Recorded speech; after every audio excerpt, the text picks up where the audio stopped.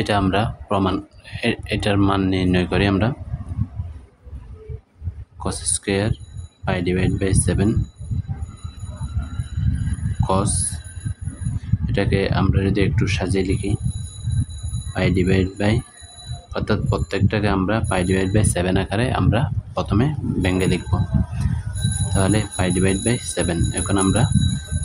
এখানে একটু ক্যালকুলেশন করি 7 পাই মাইনাস টুয়াইস পাই, তাহলে আমরা 7 পাই পাই। তাহলে আমাদের যদি লসাগু 14 হয় তাহলে 7 পাই মাইনাস 2 পাই, তাহলে 5 পাই পাই আমরা পাই। cos pi plus pi divide by 7 whole square, এটাকে যদি আমরা একটু সাজিয়ে লিখি cos pi divide by 2 minus pi divide by 7 whole square, তাহলে লসাগু 14 7 পাই মাইনাস 2 পাই, তাহলে আমরা এখানে হয়ে যে 5 পাই, তাহলে 7 পাই প্লাস 2 পাই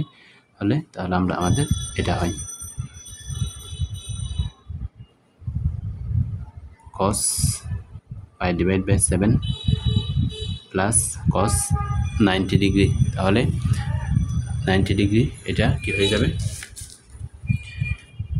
বিজোড় সমকোণের কারণে cosটা সাইন হয়ে যাবে, sine pi divide by 7 square আছে স্কোয়ার দিলাম, তারপর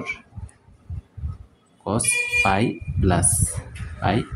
অর্থাৎ এখানে থার্ড কোয়াড্রেন্টে এটা চলে আসবে, তাহলে থার্ড কোয়াড্রেন্টে আমরা জানি cos নেগেটিভ, তাহলে নেগেটিভ দিলাম cos পাই ডিভাইড বাই 7 তাহলে আমাদের কাজ হবে কোনটা নিয়ে, এটা নিয়ে whole square plus pi divide by pi plus, তাহলে এটা সেকেন্ড কোয়াড্রেন্টে cos নেগেটিভ, তাহলে cos pi divide by 7 whole square. আমরা যদি একটু সাজিয়ে লিখি এটা সাইন হয়ে যাবে cos 90 ডিগ্রি, এটা সাইন হয়ে যাবে, অতএব আমরা লিখতে পারি